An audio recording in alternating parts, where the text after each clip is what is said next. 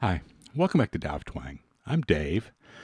So I almost went another time around on that intro, but I didn't. I held off, and 'cause I wanted to give you a real concise, just quick example of the things you can do with a simple routine using triads, a little bit of the major scale, and a little bit of major pentatonic probably thrown in there. But mostly we want to talk about the triads. And I've got a sheet here. I'll probably give you a link to the PDF file of this time. You can print it out or take a screenshot of it or something from Google Drive. It'll be in the description section. Because there's just too many of them to, if I made a bunch of slides of them, it'd just be kind of a mess, right? And they're all right there. Print that thing off and just, let it sit there on your desk for, or wherever you practice. And, you ever do that? You put something there and then you just kind of bury it with stuff. Then later on, you're like, oh, yeah, that. I better get, never really followed through on that. So this one you definitely want to take a look at, and hopefully it'll pay off for you quickly and you'll be interested. Won't set it to the side so quickly. Let me show you this progression real quick, and then kind of how we're applying these triads right away in a musical way that's also sort of an exercise and memorization routine. Okay, so we got C, the one chord in C major, then E minor, F, and G. Okay, then the second time around, on the backing track at least, it's C, A minor, just for something different, F, G. Okay. Now, do some work off to the side though before you get to that. And I'll put the backing track at the end of this if you want it to, if you feel ambitious and you want to really try this stuff out. But there's a lot you can do just kind of in your own space with this. So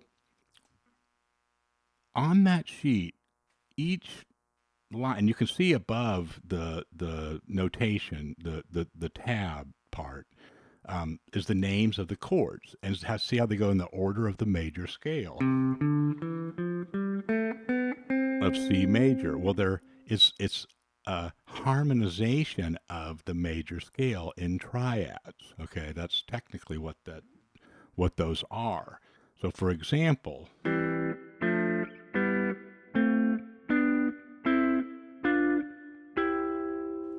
okay, that's just one of them. I'm not looking at the thing right now, so I don't know if it was the first one or not. But it's the one using this string set and starting down here. There's others that will be on the same string set groupings, but they'll start in different places.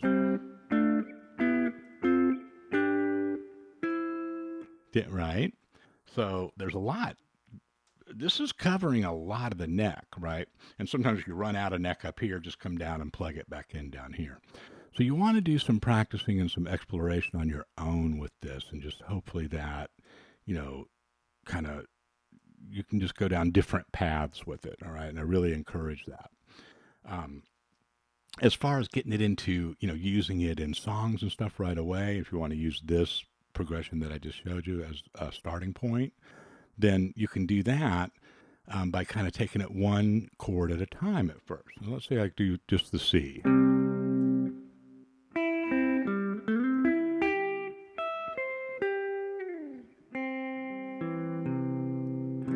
Right. Kind of awkward to come down here to the open part of the neck. I probably wouldn't do that in a solo because it's just kind of clunky and right. But for practice and memorization purposes.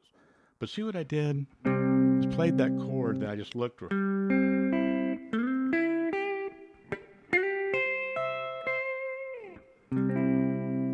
don't have to be in time, don't have to be with the metronome. Just take your time, work it out, right? And you can glance around on there and look for different ones. Don't worry if you don't cover all of them every day or whatever. Just, set little goals for yourself. Say, I'm just going to do 2 for each chord.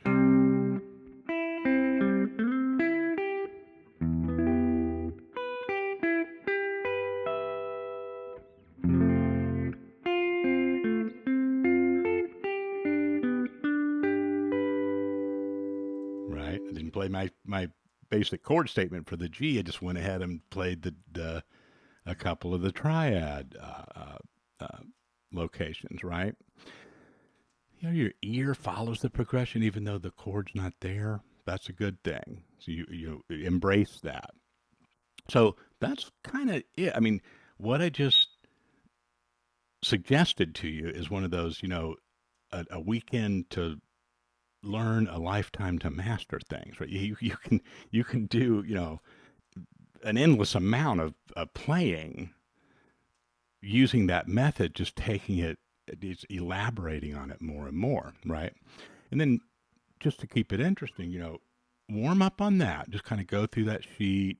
Some of it you can do rotely. You do need to be able to probably again, set a goal. I'm going to memorize 2 of those sequences up and back, right? Well, great. If you don't get all 5, 6 of them, however many there are, the first day, don't worry about it. Get one of them down, and then I do suggest practicing with practicing them using a progression like this so that they're not always in a line, right? That's how you'll break out of that. And then know where your major pentatonic is. Just kind of warm up on that.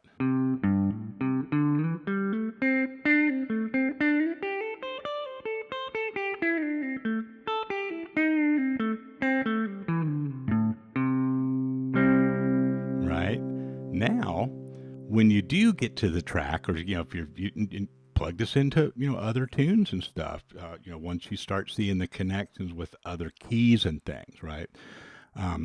But one of the first things that opens up that's really cool is these different, when you move around and do a lot of these different triad locations and these string set groupings of 3, you'll kind of end up in places where your pentatonic shapes are like right there by your fingers. For example,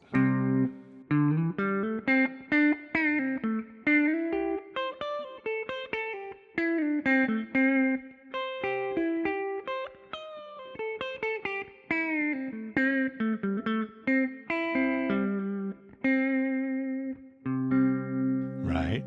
That's not an exercise, what I just showed you. I just made that up. Don't try to copy that, right? But the concept is important. The chunking that was going on there was, I'm playing these.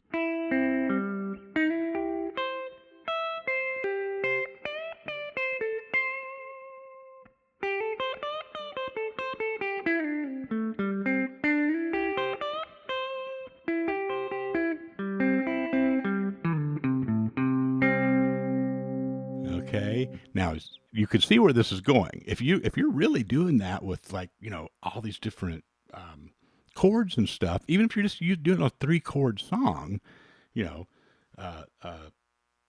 C, F, G or something, you're covering a lot of territory, and you're teaching yourself a lot by doing that. So I don't want to say too much about a routine because that's pretty much it.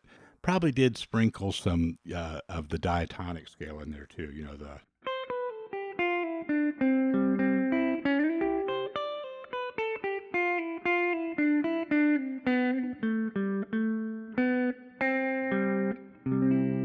okay. Try the backing track out too, but don't get frustrated with that. If that's there's a lot of work you can do on this, then a little bit at a time, you'll kind of you'll start having like fortunate accidents will start happening when you're with that backing track. You're like, that's not really what I was looking for, but yeah, that works. And so this is one that you can really come back to over time. And for many folks, this video is a process that you should revisit for a number of months, right? Until you're really moving around and using this stuff. Let me know how it goes. Talk to you next time.